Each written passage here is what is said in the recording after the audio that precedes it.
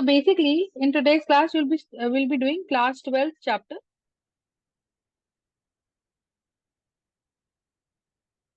solutions. All right. Now understand. So when we're dealing with the chapter 12 solutions, right? So there is a term here that we're going to study the first colligative property.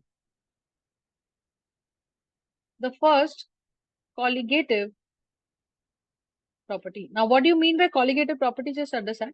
See, here in this chapter, we are going to deal with the solution part, right? So when we are dealing with the solution part, so we know that every solution would contain two components. One is solute and one is solvent. Yes or no? One is solute Yes. and one is solvent. Right. So when we are dealing with the colligative properties, solute and solvent, I hope you're understanding. Right. So what basically does that mean? Just see. So when we're talking about the colligative property, right? So solute is that part of the solution which is generally present in less quantity. I hope you're understanding. And solvent is that Yes, part of the solution which is generally present in more quantity. more quantity. That we know already, right? Now here there's a term called vapor pressure. Here there is a term called Vapor pressure. vapor pressure. Now, what do you mean by vapor pressure? Just understand. When we are talking about the vapor pressure part, right? What does that mean? That ma'am, we have a beaker, and in this beaker, we have a liquid. All right, and we are considering this liquid beaker to be closed. So first of all, vapor pressure is the property of a liquid in the closed container, right? Now, what exactly is this vapor pressure? Just understand. Just understand. So basically, what is happening? That there is a certain temperature outside the beaker, right?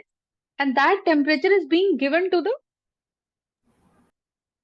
water. Yes or no? Solution in the beaker. So basically, yes. So there is a surroundings temperature. There is a surroundings temperature, right? Because there is this surroundings temperature, what do you think is going to happen?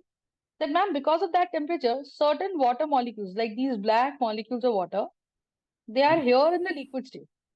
You understand? These black molecules of water are here in the liquid state. Got it? Now, because of the surroundings heat, these molecules would evaporate. Now you understand that, ma'am, whenever we are talking, so this is the empty space we have. I hope you're understanding. This is the empty space just above the liquid. Are you Yes, understanding? yeah. Got the point? So when we are talking about this empty space, so now you understand the very first class when we were doing states of matter, we studied about pressure. I hope you're understanding what do you mean by pressure. I told you that, ma'am, let's suppose we have this sheet. Yes, The ma'am. force exerted on a Per box unit area. per unit area. So irrespective of the fact that how big this wall is, or how big this wall is, or what is the area of this wall, irrespective of all of it, what do you think is going to happen? Just tell me. That, ma'am, we have this plate. We have this plate. You understand? Got the point?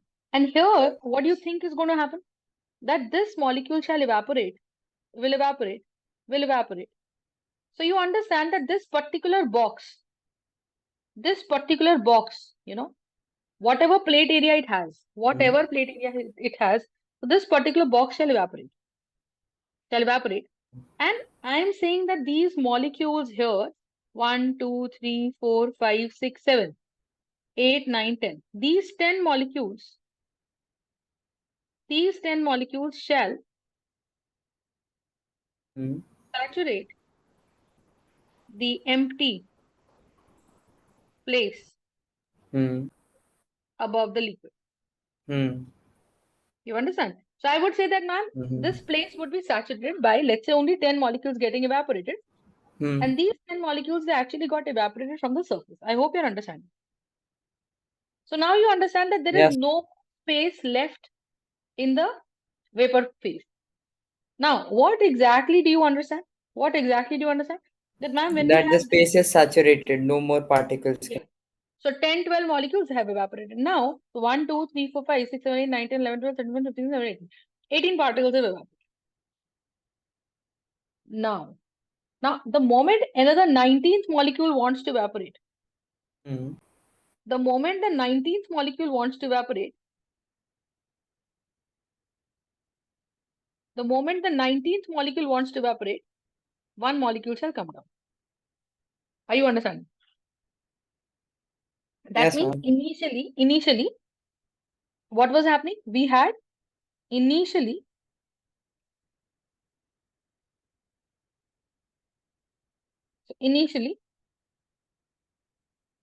the vapor pressure, initially the evaporation was faster. Yes or no? Yes, ma'am. Initially the evaporation process was faster. I hope you're understanding. Yes, So when ma'am. initially the evaporation process was faster, so more and more number of molecules were evaporating in the vapor state. Yes or no? And then what happened? Then after a period of time, after a Period of time. at that point of time, obviously, when molecules are getting evaporated, few molecules are also coming down. And when those molecules are coming down, I hope you're understanding, when those molecules were coming down, they were getting condensed also. So after this empty space got saturated, so what happened? That if one molecule evaporates, then at the same time,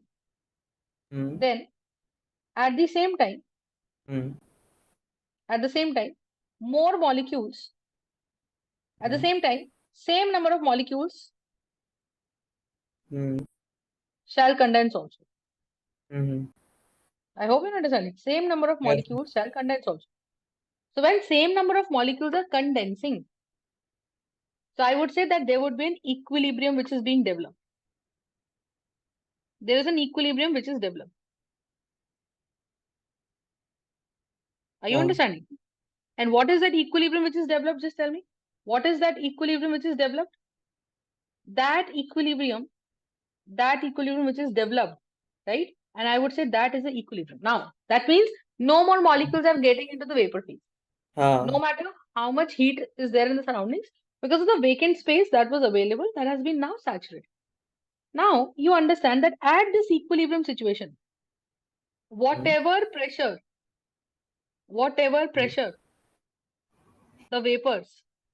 the vapors are exerting on the surface of liquid,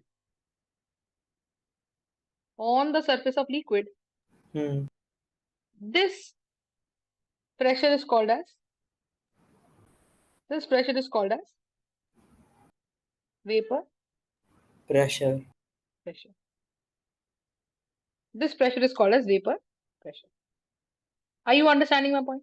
Yes, ma'am. Is this part clear or not? Just tell me. Got the point? Got it? Oh.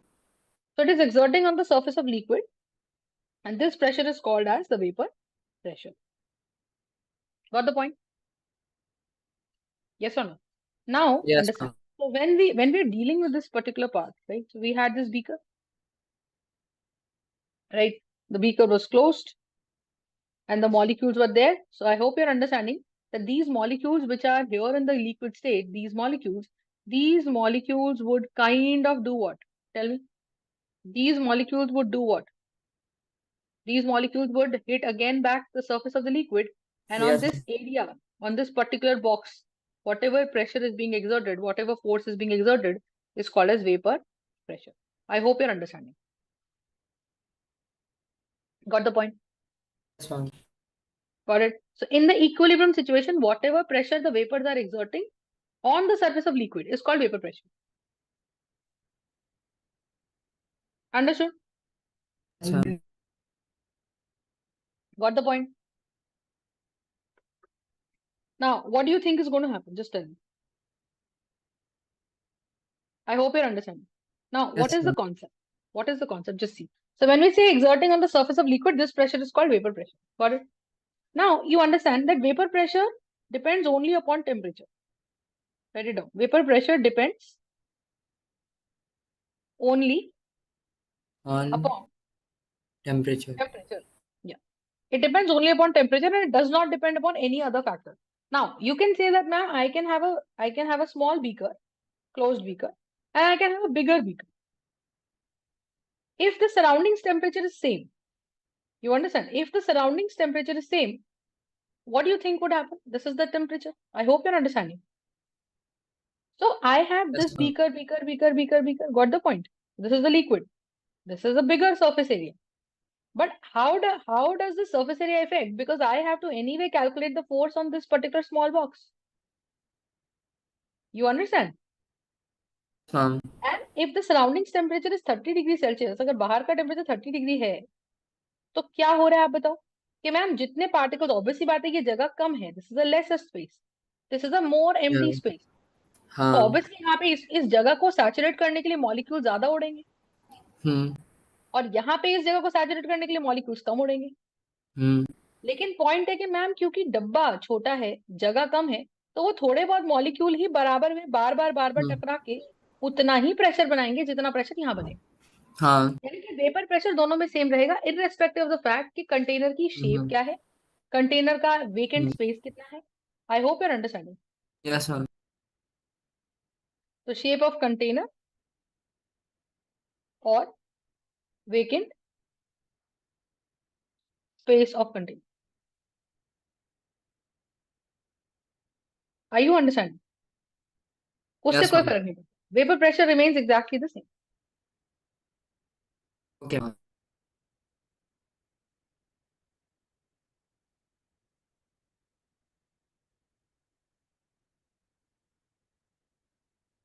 Concept समझ में आ गया? तो ये जो equilibrium में एक vapour, किसी लिक्विड के वेपर जो प्रेशर लगाते हैं उसको वेपर प्रेशर कहते हैं, और फॉर अ प्योर लिक्विड उसको डिनोट करते हैं हम पी नॉट से. Do you understand a point? So what is P naught? It is a vapour pressure. Hmm. What is P naught? It is the vapour pressure of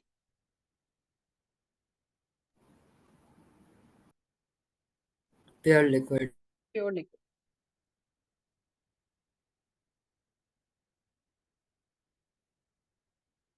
understood or not?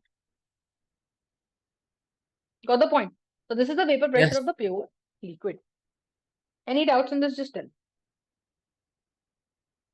No, ma'am. Got the point?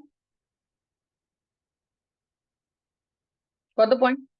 So this is the vapor pressure of pure liquid. Understood or no? Right? Now understand. Now हाँ. let's suppose I have this beaker, right? अब इस beaker में मैंने क्या करा, ध्यान से सुनना. अब लेट्स से मेरा सॉल्वेंट यहाँ पे वाटर है, ठीक है? तो मैंने वाटर ले लिया.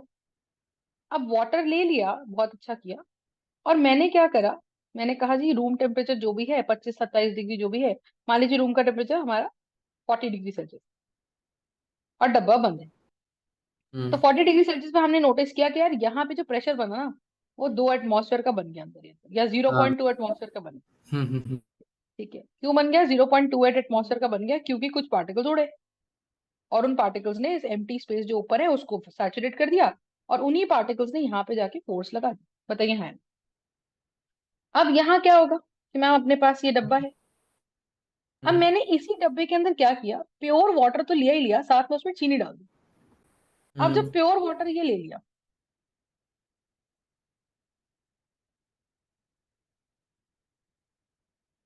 ये ले लिया. अब जब प्योर वाटर ले लिया, बात समझ रहे हो? और इसमें मैंने चीनी डाल दी, सेम बीकर सेम पानी, पर इसमें चीनी डाल दी. बोलो हाँ. Yes, ma'am. अब चीनी डाल दी तो ऑब्वियसली सोल्यूशन तो बना दिया. तो पहले एक बात समझो कि भाई मैम आपने जब प्योर सॉल्वेंट लिया था, तो मान लीजिए यहाँ पे 10 मोल्स वाटर था. 10 मोल्स वाटर का मतलब हो गया 180 ग्राम पानी था. अब 180 ग्राम बोल दूं, या given mass by molar mass करके मोल्स निकाल दूं, बात तो एक ही. तो यहाँ मेरे पास क्या बन गया Yes. बताइए? यहाँ मेरे पास बन गया 10 मोल्स वाटर, और शुगर है नहीं, that mean 0 mole sugar, that means it is a pure solvent. तो यहाँ पे अगर मैं बोलूँ, हम्म. तो मोल फ्रैक्शन ऑफ वाटर क्या आएगा बताइए? Moles of water 100. Upon moles of water plus moles of sugar. तो मोल्स ऑफ वाटर 100. तो 10 है, One. नीचे One. तो मोल फ्रैक्शन 1 आ गया. तो यानी कि जब भी हमारे पास प्योर सॉल्वेंट होगा, अब मुझे आगे से याद रखना है कि मोल fraction of pure solvent will always be 1. लेकिन यही वो 10 मोल पानी था, पानी नहीं बदला मैंने, लेकिन मैंने उसके अंदर क्या करा यार, 2 मोल शुगर डाल दी। अब जब 2 मोल शुगर डाल दी, तो जब ये सोल्यूशन बन गया, तो सोल्यूशन बनने से क्या हुआ कि मैं मोल फ्रैक्शन ऑफ शुगर जब निकालूंगी, तो ये जाएगा moles of sugar upon moles of sugar plus moles of water, और ये मोल फ्रैक्शन ऑफ वाटर हो गया, तो ये हो जाएगा moles of water upon moles of sugar plus moles of water. तो मोल्स ऑफ शुगर कितने, हम्म 2 अपॉन हम्म 2 + 10, तो ये आ गया 2/12। हम्म और ये कितना हो गया, 10 upon 10 + 2, that is going to be 10 बेटा। हम्म So that is going to be 2 times 1, and that's going to be 1/6. हाँ, And here it is going to be 2 times 5 5, by and that's 6. going to be so 5/6. अच्छा, 5/6 कितना आता है, 0.8 के आसपास आता है, 6 8 होता है ना, और 1/6 833. आता है, हाँ है ना। तो 833 ये आ गया, तो अप्रोक्सीमेटली 0.167 पहले वाला आ गया। हम्म तो काई ऑफ शुगर और काई ऑफ वाटर 1 से कम आ गए। तो हम्म आप ये सोच के देखो कि मैम जब भी प्योर सॉल्वेंट था, तो प्योर सॉल्वेंट में काई ऑफ वाटर की वैल्यू तो 1 थी, 1 काई ऑफ वाटर की वैल्यू तो 1 थी, नहीं रहेगी. है ना, काई ऑफ वाटर की वैल्यू तो 1 थी। तो ये वाली वैल्यू मेरी कितनी हो गई, ये वाली वैल्यू हो हम्म गई मेरी 1/6, और ये वाली हम्म वैल्यू हो गई मेरी 5/, 5 by 6. बोलो हाँ ना। तो इसका मतलब हाँ. पहली चीज क्या समझे कि मैम जब सोल्यूशन बनता है, तो प्योर सॉल्वेंट का जो मोल फ्रैक्शन था वो 1 से घट के कुछ हो जाता है, और शुगर का मोल फ्रैक्शन कुछ बढ़ जाता है, या सल्यूट का मोल फ्रैक्शन कुछ बढ़ जाता है। दूसरी बात, जब चीनी आ गई, चीनी क्या है, चीनी एक सल्यूट है, sugar is a kind of solute. Hmm अब अगर शुगर सल्यूट है, ध्यान समझिएगा, अब अगर शुगर सल्यूट है,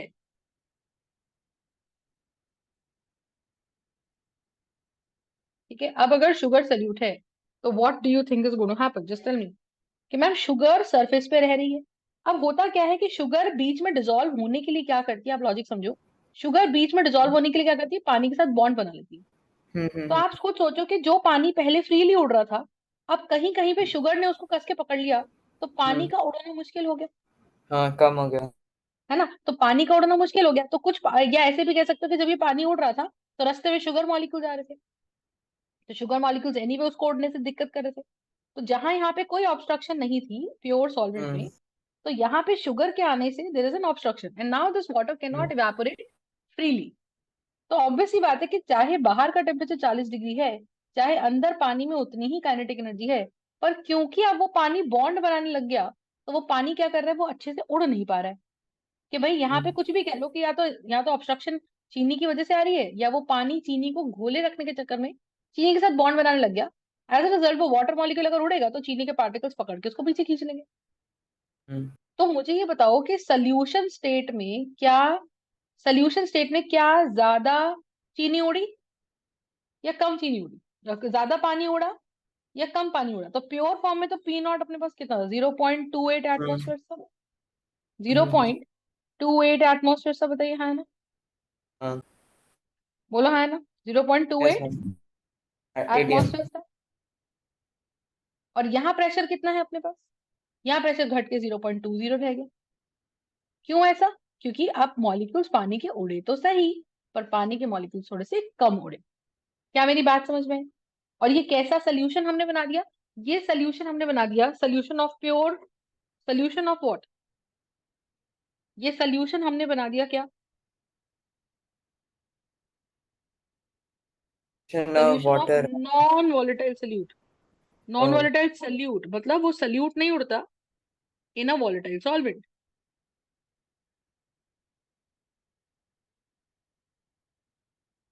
Are you understanding? So the solution of non-volatile solute Mm-hmm. in a volatile solvent. Are you understanding my point? Just tell me. Ma'am. So it's a Mm-hmm. solution of non-volatile solute in a volatile solvent.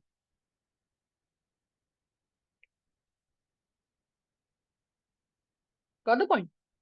तो यहाँ पे हम क्या बोले कि जो pressure आया, वो प्रेशर को हम कैसे पढ़ेंगे, that's the pressure of the solution. अच्छा, प्रेशर ऑफ सोल्यूशन कौन बना रहा है, पानी तो बना रहा है, क्योंकि Mm-hmm. सोल्यूट तो उड़ नहीं रहा। तो क्या मैं इसको ऐसे भी पढ़ सकती हूँ, it is the pressure of water in solution state, बताओ हाँ, that is the pressure of water in solution State. Concept समझ में आ गया या नहीं, बताइए। आ गया। Got the point. हम्म तो जब हम solution of non volatile solute की बात करते हैं ना, वॉलेटाइल सॉल्वेंट, तो P is pressure of solution hmm and that is also equal to pressure of water in the solution state. Hmm got the point और not, just that. Hmm got it. So we are talking about the solution of non volatile solute in a volatile solvent. तो मुझे एक बात बताओ, ज्यादा कौन होगा, P not ज्यादा होगा या P ज्यादा होगा, बताइए। P हम्म, नॉट क्या था, vapour pressure of pure solvent. हाँ। P क्या था, vapour pressure of solvent in solution state. Hmm, तो सोल्यूशन में तो चीनी आ गई ना, तो चीनी हाँ पानी को उड़ने से रोकेगी। तो हाँ। P नॉट ज्यादा हुआ या P ज्यादा हुआ? P not. P नॉट ज्यादा हुआ है ना। अच्छा एक बात बताओ, अगर अगर यहाँ 2 मोल शुगर की जगह मैं सोचो 4 मोल शुगर डाल देती, तो क्या ये हम्म, पानी चीनी के साथ अब और ज्यादा बिजी हो जाता? हाँ। दोनों तो ये क्या, चीनी इसको और ज्यादा रोकती घर जाने से, उड़ने से। और अगर इसको ज्यादा रोकती उड़ने से तो क्या होगा, मुझे बताओ। बताओ। अगर चीनी इसको बाप, ज्यादा रोकती उड़ने से प्रेशर कम हो जाता। तो प्रेशर और कम हो जाता। इसका मतलब क्या, मैं ऐसा बोल सकती हूँ पहली बार कि मैम जो हमारे पास सल्यूट है, more the solute, more the solute, more shall be the lowering in vapor pressure। बताओ हाँ, मोर shall be the lowering in the vapor pressure। Concept समझ में आया या नहीं बताया? यस मैम, आया। और अगर वेपर प्रेशर में घटाव आ गया तो मैं क्या लिखूंगी यहाँ से, मैं लिखूंगी मैं लिखूंगी कि भाई जो P है, जो P है, कौन है P, pressure of solvent in the vapour state is directly proportional to mole fraction of solvent. तो P is directly proportional to mole fraction of solvent. Concept समझ में आ गया या नहीं? Yes ma'am. कि जितना ज्यादा मोल फ्रैक्शन पानी का रहेगा, पानी उतना उड़ पाएगा। तो क्या मैं इसको ऐसे लिख दूं कि P is equal to some constant and that constant would be P not chi of solvent. बताइए लिख सकती हूँ कि नहीं लिख सकती? हम लिख बताइए सकते हाँ, हैं। है ना। भाई सीधी बात है, अगर चीनी कम होती, चीनी में कम डालती, 2 मोल की जगह 1 ही मोल डालती, तो शायद से पानी का जो मोल फ्रैक्शन प्योर वाटर का 1 था, वो थोड़ा सा ही घट के 0.9 होता, हम्म है ना। वो 10/11 आता तो 0.99 कुछ आता। हम्म पर मैंने अगर 2 मोल चीनी डाली तो मोल फ्रैक्शन 0.8 हो गया। सोचो मैं 4 मोल चीनी हम्म डालती तो मोल फ्रैक्शन वही 0.6 के आसपास आता। तो जितनी चीनी में हम्म बढ़ाती जाती, उतना मेरा हम्म डिनोमिनेटर बढ़ता जाता। बताइए। हम्म पानी के मोल्स तो उतने ही रहते, पानी के मोल्स उतने ही हम्म रहते, चीनी के मोल्स बढ़ते जाते, तो डिनोमिनेटर बढ़ता जाता और मोल फ्रैक्शन ऑफ वाटर घटता जाता। हम्म जितना मोल फ्रैक्शन ऑफ वाटर घटता जाता, इसका मतलब कि मैम कम से कम चीनी उतनी बढ़ रही है, तो वो जो पानी डाला था 10 मोल, वो पानी अब ज्यादा चीनी के साथ इन्वॉल्व हो रहा है। और क्योंकि वो पानी अब ज्यादा चीनी के साथ इन्वॉल्व हो रहा है, तो इसका क्या मतलब है, बताइए। क्योंकि वो पानी ज्यादा चीनी के साथ इन्वॉल्व हो रहा है, तो क्या होगा, बताइए। क्या होगा कि वो पानी को चीनी अब ज्यादा रोक रही है उड़ने से। तो हाँ। जो वेपर प्रेशर है वो किस पे डिपेंड कर गया? वो कह रहा है कि पानी, अगर पानी का मोल फ्रैक्शन कम, तो बेसिकली चीनी का मोल फ्रैक्शन तो ज्यादा। फिर, कहने का मतलब ये है, हाँ, तो पानी पानी का मोल सॉल्यूट हो फ्रैक्शन कम गया। उड़ेगा। हाँ, तो इसका मतलब ये हुआ अल्टीमेटली कि जितना मोल फ्रैक्शन होगा सॉल्वेंट का, उतना ही प्रेशर बनेगा। बताइए। तो P is directly equal to chi of solvent और no. Are you understanding my point? तो P here is going to be what? P here is going to be P naught chi of solvent. Got the point? Got the point? Maximum value P not by 2 हो सकती है ना। अब सुनो, नहीं नहीं नहीं नहीं, अब हम कह रहे हैं कि भाई if chi of solvent is going to be 1, अगर काई ऑफ सॉल्वेंट 1 होता, तो काई ऑफ सॉल्वेंट 1 होने का मतलब वो प्योर सॉल्वेंट हो जाता। अच्छा, हाँ। तो आप डाल के अच्छा, देखो जरा वैसे इसके अंदर। सॉल्वेंट, हाँ हाँ हाँ। तो तो फिर P इट की विल, वैल्यू तो P नॉट हो जाती। मैक्सिमम प्रेशर पी नॉट है और मिनिमम पी नॉट बाई 2 है। हाँ हाँ, correct, that's what you can say. ठीक है, समझ में आई मैं क्या बोल रही हूँ? अच्छा एक बात बताओ, क्या मुझे पता है कि हर सोल्यूशन के अंदर हम ये लिख सकते हैं कि chi of solute plus chi of solvent is equal to 1। तो काई ऑफ सल्यूट क्या है पता नहीं, पर क्या काई ऑफ सॉल्वेंट को लिखा जा सकता है 1 - काई ऑफ सल्यूट? बताइए, है ना। क्या काई ऑफ सॉल्वेंट को हम लिख सकते हैं 1 - काई ऑफ सल्यूट? तो मैं लिखूंगी P is equal to P naught hmm chi of solvent, और काई ऑफ सॉल्वेंट की जगह मैं लिख सकती हूँ P is equal to P not 1 minus chi of solute. बताइए हाँ है ना, कोई दिक्कत? अब नहीं है। देखो मेरा मेन इक्वेशन यही था कि भाई जो लिक्विड उड़ रहा है सोल्यूशन में उसका जितना मोल फ्रैक्शन ज्यादा होगा मतलब उसके मॉलिक्यूल ज्यादा होंगे, सीधी बात है। तो अगर लिक्विड उड़ रहा है और लिक्विड के मोल्स ज्यादा है तो लिक्विड लिक्विड में से मॉलिक्यूल ज्यादा उड़ सकते हैं वेपर फेज में। जितने मॉलिक्यूल उड़ेंगे उतना ज्यादा सरफेस पे हिट करेंगे, उतना ज्यादा वेपर प्रेशर बनाएंगे। I you understand? Yes ma'am. ठीक है, तो अब यहां से बताओ, तो P is equal to P not 1 minus chi of solute आ जाएगा कि नहीं आ जाएगा बताइए? तो मैं इसको मल्टीप्लाई करती हूँ तो ये बनेगा P not minus P not chi of solute. तो यहां से अगर वैल्यू आ जाएगी तो बनेगी P not chi of solute, here is going to be P not minus P. बात समझ में आई या नहीं?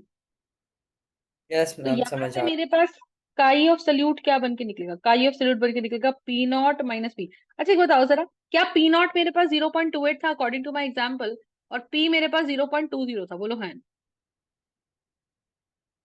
क्या पी नॉट मेरे पास 0.28 था और क्या पी मेरे पास 0.20 था? बोलो हाँ। Yes ma'am. तो इसका क्या मतलब है कि पी नॉट माइनस पी जो है, क्या इसको मैं बोल दूं कि ये मेरा पी नॉट था और ये पी था, तो क्या वेपर हम्म प्रेशर में घटाव 0.08 का आ गया?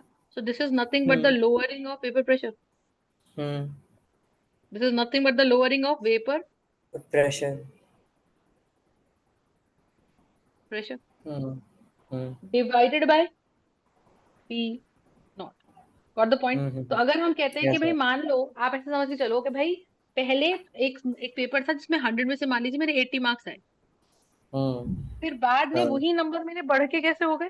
वही नंबर बढ़ के मेरे वही नंबर मेरे बढ़ के या घट के हो गए 76। तो मैं कह रही हूँ कि यार पहले आए थे 80, हम्म बाद में हो गए 76, तो कितना percentage over the original marks घटा हुआ है? ओवर 80 तो घटा हुआ है। तो चेंज अपॉन ओरिजिनल को क्या बोलते हैं? Relative change. कि 80 के मुकाबले अब कितना परसेंट घट गया? तो हम कह रहे हैं जी 20% घट हाँ गया। You understand? या यस मैम। 5% घट गया, जो भी है। तो यहाँ पे आप बोलो कि भाई ma'am P not minus P को तो हम क्या बोल रहे हैं? पी नॉट माइनस पी को तो बोला जा रहा है लोअरिंग ऑफ वेपर प्रेशर, और divided by the original vapour pressure, divided by the original vapour pressure. अच्छा नहीं, divided by the original vapour हाँ प्रेशर। तो इसको क्या बोल सकते हैं हम लोग कि chi of solute is equal to P not minus P divided by P not, and this is called as a relative lowering of vapour pressure. So chi of solute is nothing but the relative lowering of vapor pressure. Is this part clear or not? Just tell me. Yes ma'am clear. Got the point? तो ये हमें ध्यान रखना है। अच्छा बताओ, जितना salute ज्यादा, जितनी चीनी ज्यादा, क्या उतनी चीनी लिक्विड के सरफेस पे आएगी? और जरूरी नहीं कि मेरा सल्यूट हमेशा चीनी हो, it could be salt, it could be urea, it could be anything. I hope you're understanding. So when we are talking about the relative lowering of vapor pressure, what do you think would happen? कि ma'am relative lowering of vapor pressure is chi of solute, and that would be equals to P naught minus P by P naught, and that is nothing but relative lowering in vapor pressure. Understood or yes not? Just tell me. Understood. Got it? तो इसको बोलते हैं हम लोग relative lowering of vapor pressure. तो salute जितना ज्यादा, तो इसको मैं बोलूंगी RLVP, relative lowering in vapor pressure भी उतनी ज्यादा। Got the point हाँ हाँ हाँ। or not? Got the point? Got it? Hmm Right. So this is the relative lowering of vapor pressure. तो हमारे पास न्यूमेरिकल सॉल्विंग में क्या आया कि P of solution is directly equals to mole fraction of solvent हाँ in हाँ। solution. तो ये जो P ऑफ solution हम लिखते हैं, तुमको पता है कि इसमें क्या हो रहा है? It is equal to P not chi of solvent, क्योंकि हम्म हमारे पास सल्यूट तो सॉलिड है, और क्योंकि सल्यूट सॉलिड है, हम्म क्योंकि सल्यूट सॉलिड है तो सॉलिड तोड़ता ही नहीं। बोलो हाँ। तो ये हमने कहाँ डील कर लिया? ये हमने डील कर लिया concept of what? This is the concept of vapor pressure in terms of a solution where there is one component which is soluble and one component which is not soluble. Soluble. Got the point? Got the point or not? Just tell me. ठीक है, अब देखो, अब अगर मान लो मेरे पास एक और सोल्यूशन है, इसे इसे ही बोला जाता है, ये जो सोल्यूशन मैंने ये लिखा है, this is called as Raoult's law, कि हर चीज का वेपर प्रेशर उसके मोल फ्रैक्शन में डिपेंड करता है।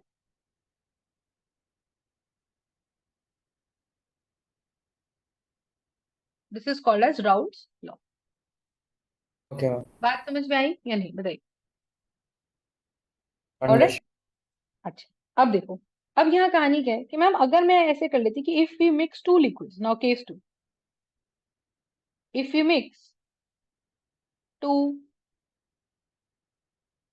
लिक्विड्स, अच्छा टू लिक्विड्स ऐसे कि they are making an ideal solution, they are making an ideal solution. अब पहली बात, आइडियल सोल्यूशन क्या होती है, बात को समझो।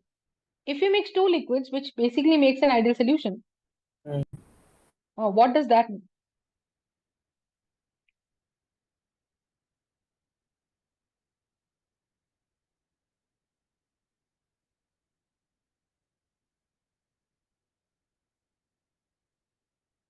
आइडियल सोल्यूशन का मतलब ये है कि भाई मान लो मेरे पास एक लिक्विड है, ए लिक्विड, तो यहाँ सारे मॉलिक्यूल्स एक ही हैं, ए ए ए ए ए, यहाँ सारे मॉलिक्यूल्स एक ही हैं, बताइए हाँ। और यहाँ पे अगर हम बात करें तो यहाँ पे हमारे पास सारे मॉलिक्यूल्स किसके हैं? यहाँ पे सारे मॉलिक्यूल्स मेरे पास बी के ही हैं। तो आप ये सोच के देखो कि मैम ऑब्वियसली बात है, जब मॉलिक्यूल्स होते हैं तो उनके बीच में कुछ तो फोर्स ऑफ अट्रैक्शन होती है ना। तो ए और ए के बीच में भी there is some force of attraction, इधर भी है, इधर भी है, इधर भी है, इधर भी है, इधर भी है, इधर भी है, बोलो हाँ। और यहाँ बी और बी के बीच में भी there is a force of attraction. Are you understanding? हाँ, राइट। तो ए और बी के बीच में भी अगर there is a force of attraction, तो इसका क्या मतलब होगा, बताइए क्या मतलब होगा, बताइए। कि मैम इनको जब मिक्स किया, तो मिक्स करने के बाद भी दोनों मॉलिक्यूल ऐसे थे कि भाई मान लो हाँ, यहाँ ए और ए में 10 न्यूटन की फोर्स है, यहाँ बी और बी में 9.9 न्यूटन की फोर्स है, और जब इनको हम्म, मिक्स कर दिया तो ए और बी मिक्स हो गए, तो लगभग लगभग इनके बीच में फोर्स जो आ गई वो 9.5 न्यूटन की आ गई। तो आप ऐसे समझ के चलो कि भाई 10 हो गया या 9.9 हो गया या 9.5 हो गया, hardly makes a difference, hmm, these hmm, forces are so close. तो मैं बोलूंगी कि यार जितनी अट्रैक्शन ए और ए में है और जितनी अट्रैक्शन इंडिविजुअली बी और बी में है, उतनी ही अट्रैक्शन ए और बी में भी है, बोलो हाँ। उतनी ही अट्रैक्शन ए और बी में भी है, बोलो हाँ। Yes ma'am.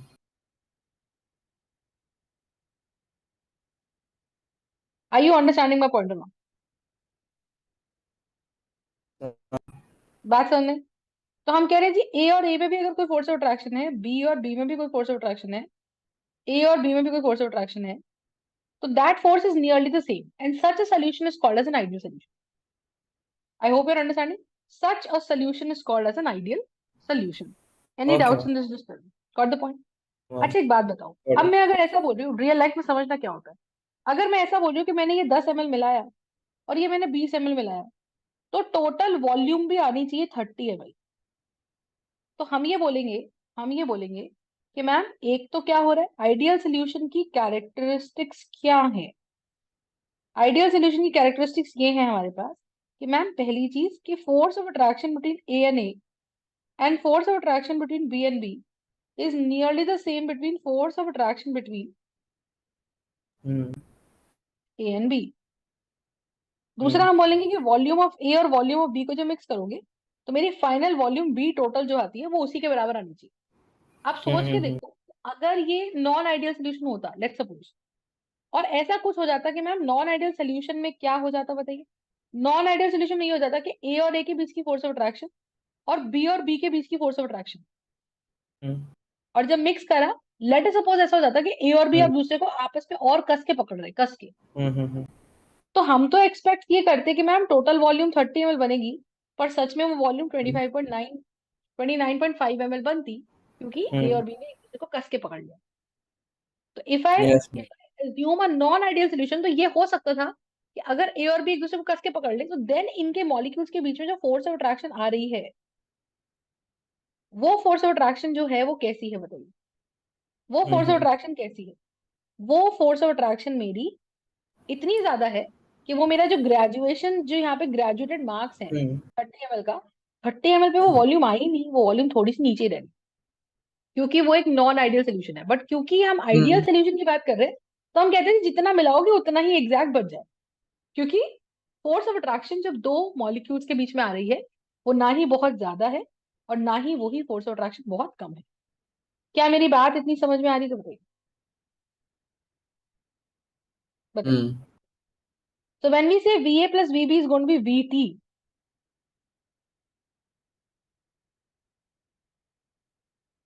are you understanding me? So we will have VA plus VB is going to be VT. अच्छा, एक चीज और सोचो, क्या ऐसा हो रहा है कि मैम जब हम इनको मिक्स कर रहे हैं, क्या ऐसा हो रहा है कि जब हम इनको मिक्स कर रहे हैं तो क्या होगा, आप मुझे बताइए। कि मैम ए और बी के बीच में, जब ए और ए के बीच में बी घुसेगा, तो बी ए और ए की फोर्स तोड़ के ए और बी का बॉन्ड बना, बोलो है ना, old bonds break and new bonds are form. Yes. Yes और नो? अब आप सोच के देखो, अगर बी घुसेगा ए और ए के बीच में, तो आप खुद सोचो कि मान लो ए और ए की फोर्स तोड़ने में 10 जूल एनर्जी लगी, तो बी जब घुस रहा था तो बॉन्ड बन रहा था, बॉन्ड बनने से हीट निकलती है, तो 10 जूल हीट निकली, 10 जूल हीट ही निकली ए और बी का बॉन्ड बनने से, और उसने एक ए और ए का बॉन्ड तोड़ दिया, तो नेट हीट कितनी निकली, बताओ। जब ए और बी पास आ रहे थे तो 10 जूल हीट निकल गई, बाहर निकल गई, मुझे हाँ। मिल गया। अब वही हीट इंटरनली ए और ए के बीच की बॉन्ड को तोड़ने में काम आ गई। यानी कि आप ये समझो कि एक ऐसी कुछ प्रोसेस हो रही है जहां ए और ए को दूर किया जा रहा है क्योंकि बी बीच में आ रहा है। तो हाँ। ए हाँ। और बी के बॉन्ड बनने से जो एनर्जी 10 जूल निकली, वो एक प्रकार से हाँ। ए और ए के बीच का बॉन्ड तोड़ रही है। तो हम कह रहे हैं जी 10 जूल हीट रिलीज हुई due to the formation of Formation AB, of AB bond. But that heat is absorbed again due to the formation of AB bond, due to the formation of AB bond, but that heat is reabsorbed. That heat is reabsorbed when is that heat reabsorbed? That heat is During the breaking of AA bond. correct to break A bond. तो net heat कितनी लगी भाई? 10 joule release हुई और 10 joule ही absorb हो गई, तो net heat तो जीरो हो गई, तो delta H would be zero, change in heat. बोलो हाँ नहीं? Yes. बात समझ में आ रही है कि नहीं आ रही है, बताइए। तो यहां से हम क्या समझे कि भाई अगर हम आइडियल सोल्यूशन की बात करें, तो फोर्स ऑफ अट्रैक्शन सेम है, वॉल्यूम सेम है, एंथैल्पी भी सेम है। I hope Yes. You are understanding, Yeah. Got the point, got it, any doubts? Right. No, ma'am. तो we basically have this, got the point, any doubts? Ma'am.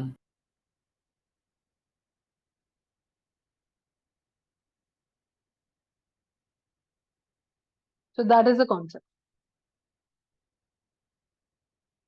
Got my point? Yes, ma'am. Got it? So that is the ideal solution. Ma'am. Understood or not? Understood, ma'am. Got it? तो ideal solution में मैंने दो liquids मिला दिया। अब हम कैसे solution की बात करें? आइडियल सोल्यूशन जहाँ दो लिक्विड्स मिला दिए। ऑब्वियसली ए और B both of them are free to evaporate now because दोनों ही लिक्विड्स हैं।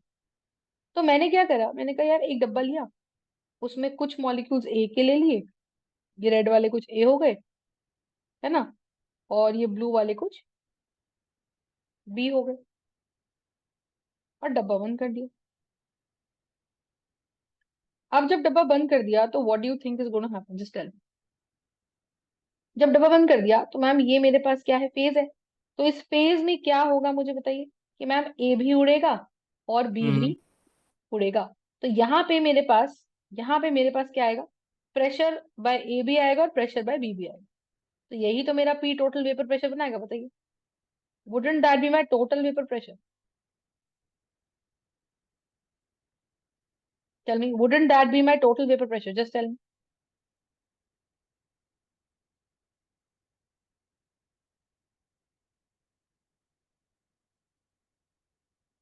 कंसेप्ट समझ में आ रहा है या नहीं आ रहा, बताइए। अब अगर आ वो रहा मेरा टोटल वेपर प्रेशर बना रहा है, तो मेरे को एक बात बताओ, अब मैं जब इसको मिक्स कर रही थी तो मैंने कहा जी मैंने एन मोल्स ए के मिक्स कर दी, एन मोल्स बी के मिक्स कर दी, एन बी मोल्स बी के मिक्स कर दिए। तो एन ए क्या है, moles of A. N B क्या है, moles of B. N A क्या है, moles of A. N B क्या है, मोल्स ऑफ बी। तो काई ऑफ ए क्या है, moles of A upon moles of upon A moles plus of A moles of plus. B, है ना। और ऐसे में बस काई ऑफ बी क्या है, moles of B upon moles of A plus moles of B. बोलो है, कंसेप्ट क्लियर है? तो moles of A upon moles of A plus moles of B, और काई बी क्या है, moles of B upon moles of A plus moles of B. Understood my point और not, just tell me. Ma'am understood. Got it? तो आप ये सोचो कि P के ए क्या है, सोचो अगर बीकर में सिर्फ ए ही होता तो उसका pure vapour pressure P A not होता। तो P A would be directly proportional to mole fraction of A and P B would be directly proportional to mole fraction of B. बताइए हाँ ना। P A would be directly proportional to mole fraction of A and P B would be directly proportional to mole fraction of B. I hope your understanding. Ma'am तो यहां से मेरे पास क्या बन के निकलेगा, कि ma'am P A would be equals to P A naught chi A, because I remove this proportionality sign, and similarly P B would be equals to what, P B naught chi B. Ma'am understood my point और not, just tell me that. Understood. Got it? तो P A here is going to be P A naught chi A and P B here is going to be P B naught chi B. और मेरे पास total pressure कितना आ गया, total pressure आ गया P A plus P B. P A को मैं क्या लिख सकती हूँ, पी ए को मैं लिख सकती हूँ पी ए नॉट काई ए, और पी बी को मैं लिख सकती हूँ P B naught chi B. That shall be equals to P T.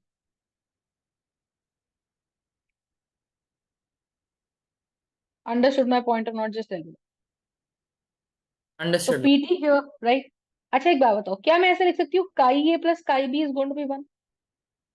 Can I write it like that? तो अगर मैं लिख रही हूँ chi A plus chi B is one, तो आप सोच के देखो, क्या मैं इस एक्सप्रेशन को थोड़ा सा और एलैबोरेट कर सकती हूँ, कि P T here is nothing but what, P T here is nothing but what, P A naught chi A को मैं लिख सकती हूँ one minus chi B plus P B naught chi B. Yes ma'am. बोलो है ना। हाँ। तो मैं चाहूं तो पूरी एक्सप्रेशन को काई बी के टर्म्स में लिख दूंगा, P T shall be what, P A naught minus P A naught chi B plus P B naught chi B. Chi भी, अभी काई भी तो कॉमन यहाँ भी से निकाल सकते हैं। पी टोटल कितना आ जाएगा, तो ये आ जाएगा P A naught plus chi B को बाहर निकाल दो तो ये बनेगा P B naught minus P A. Naught. Yes. That is going to सही। B P two. हाँ। Got the point? Yes ma'am. Similarly यहाँ पे मेरे पास क्या आ जाएगा, यहाँ पे मेरे पास कितना आ जाएगा, P total here is going to be what, ये आ जाएगा पी ए नॉट तो काई फिर ए। आप सिर्फ वैल्यू, मतलब वो जो वेरिएबल है जो स्विच करे वो अलग है ना, तो फिर। एग्जैक्टली तो कई बार क्वेश्चन हमें ये कहता है, हमें पूरा क्वेश्चन का कोई एक्सप्रेशन बना के दे दे। मान लो वो मुझे हाँ बोले हाँ 11 प्लस 12 काई बी इज पी टी। हाँ तो मुझे पता है कि यार हाँ काई बी का पड़ोसी काई बी का कोएफिशिएंट ये है। तो बेसिकली हाँ मुझे देखते ही समझ आ गया कि P V not minus P A not is nothing but 12। हाँ। और मुझे देख के समझ आ गया कि P A not is nothing ये बट 11। Not is 11। तो पी ए नॉट यहाँ डाल देंगे तो अपन को पी बी नॉट मिल गया ना। हाँ हाँ हाँ, समझ गया। समझ गए हो? तो कभी कभी क्वेश्चन का फॉर्म ऐसा आ जाता है कि हमें इससे कंपेयर करना पड़ जाता है। लेट्स सपोज क्वेश्चन में या एक्सप्रेशन में पी सिर्फ काई ए ही है, तो मैंने क्या करा, मैंने जो मेरा मेन एक्सप्रेशन ये था उसके अंदर मैंने काई बी की जगह वन माइनस काई बी को रिप्लेस कर दिया, वन माइनस काई ए डाल दिया। तो यहां से मेरे पास क्या आ जाएगा कि P total is going to be what? PA naught chi A, PB naught chi B की जगह 1 minus chi A डाला, तो ये मेरे पास क्या बनेगा मुझे बताइए, ये बन जाएगा मेरे पास PB naught minus PB naught chi A। तो यहाँ से P टोटल की वैल्यू कितनी बनेगी, इसको जब हम सॉल्व करेंगे तो ये बनेगा PA naught minus PB naught hmm, chi A plus PB naught। हाँ हाँ So whatever expression according to the question is being given to us, we would hmm, follow that expression. I hope you're हाँ हाँ understanding. Yes Got it? तो ये या हमारे पास Raoult's law के हिसाब से, तो आप देखो मैंने क्या करा, हम्म, मैंने ये दोनों इक्वेशंस बनाई किस हिसाब से, मैंने कहा अगर मेरे बीकर में एक थर्ड लिक्विड होता तो यहाँ पे प्रेशर हाँ सी का भी आता, और फिर वो हाँ हाँ कितना मॉलिक्यूल उड़ रहा है, वो कितना मॉलिक्यूल उड़ रहा है, वो डिपेंड करता कि मैंने लिक्विड स्टेट में सी का कितने मोल्स डाले। हाँ हाँ मतलब वो तो सेम ये इक्वेशन सिर्फ 3 के लिए लगता तो फिर वो फिर पी हर टोटल एक हो जाएगा जो पी ए प्लस पी काई प्लस है बी वो सी। बी माइनस सी हो जाता है। हाँ हाँ, क्या इतनी बात समझ में आई? तो हमें relative lowering of vapour pressure में तीन तरीके के सवाल हाँ यहाँ पर इस तरह से बनते हैं। तो we would have P A naught minus P B naught chi A plus PB not, ये हो गया, और पीटी की वैल्यू होगी PA naught plus chi B into PB, PB naught minus PA naught. बात समझ में आई? So this is yes going to हाँ be my relative lowering in vapour pressure. उसका केस वन था जब सल्यूट हमारा वॉलेटाइल था और सॉल्वेंट हमारा नॉन वॉलेटाइल। यस ठीक है, कंसेप्ट समझ में आ गया कि नहीं? हाँ I any doubts in this? No ma'am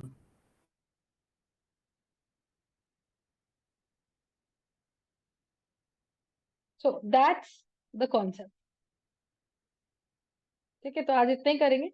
So this is the okay first colligative property that depends upon the amount of solute that is being present. Okay Got the ma'am point? या All right. All right. That's it for by today. Ma'am Thank you. Bye bye.